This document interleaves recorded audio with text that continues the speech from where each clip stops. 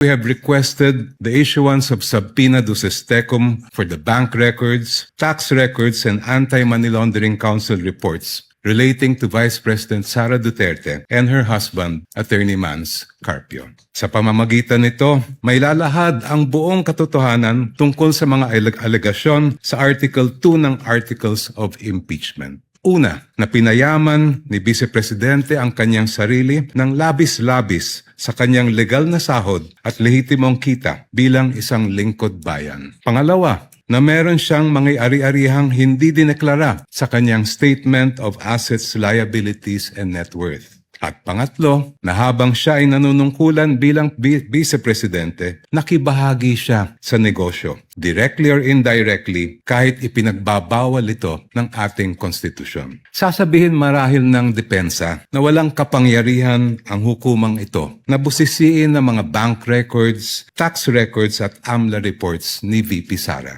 With all due respect, that argument is not only legally flawed, it is an affront to the authority of this honorable court. Kung tatanggapin po natin ang argumentong ito, hahayaan natin maliitin at insultuhin ang hukumang ito. The Constitution, Your Honors, please vests this impeachment court with extraordinary powers. Tanging ang hukumang ito lamang ang may kapangyarihang magpasya kung ang mga pinakamataas na pinuno ng ating bansa ay karapat-dapat pa rin manungkulan. Because this power comes directly from the Constitution, no one, no person, no law, no administrative rule can limit or supersede it. I repeat, nothing and no one can handcuff this court's power to try and decide this impeachment case.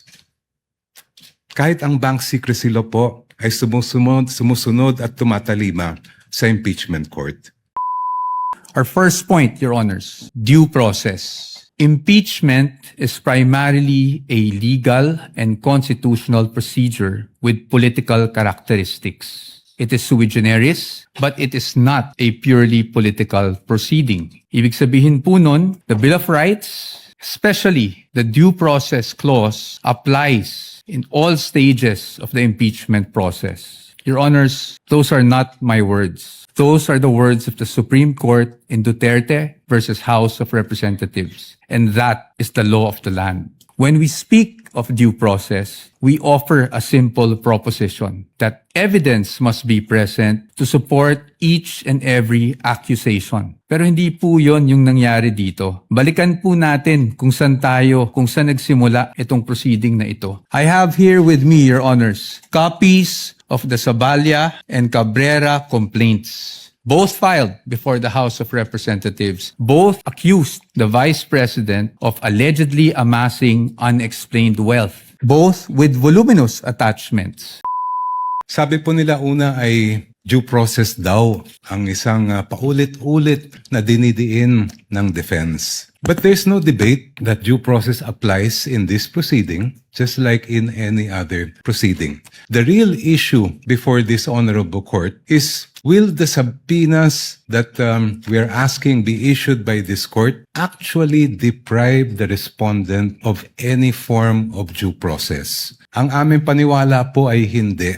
And allow me to explain why. First of all, we are not yet at the stage where any evidence is being put in the trial or offered to the honorable court. Nandito pa lang po tayo sa punto na kung maari bang ipaproduce natin itong mga dokumentong ito. The defense will have every opportunity to make objections if and when particular exhibits or documents are identified by a witness and offered in evidence. Therefore, wala pong due process violation ang pag-issue ng subpoena. Second, the defense repeatedly cites the case of Duterte versus House of Representatives as I quote, the law of the land, as I quote, controlling daw yung desisyon na yan. But I must remind the defense of that particular case and why the pronouncements quoted are mere obiter dicta o kung sa simpleng salita po ay side comment lang.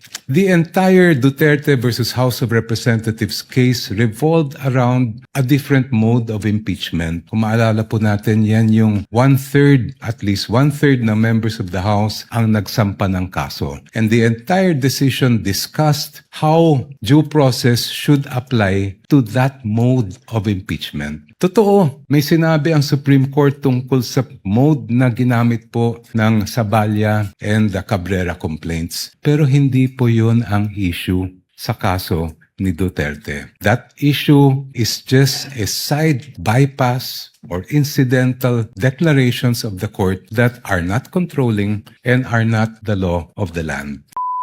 When it comes to due process, Your Honors, I think it's beyond debate that due process must be observed in every stage of the proceedings. And aside from that, due process requires, Your Honor, that we also respect the protections afforded by law on the respondent. Your Honors, ang sabi po ng ating distinguished opposing counsel, obiter lang daw po yung sinabi ng Supreme Court. But Your Honors, nung sinabi ng Supreme Court sa Duterte versus House of Representatives na ang impeachable offense is an act or omission that is committed by a public officer while occupying an impeachable office. Hindi naman po siguro pwede doon lang sa yung one-third mode gamitin yung ganong definition, pero pagdating po sa ibang mode ay hindi na po applicable yung ganong definition. Your Honors, in fact, in that decision, which I failed to mention earlier, sinabi rin po that the acts or omissions must be done in relation to the office. Kasi yun nga po ang purpose ng impeachment.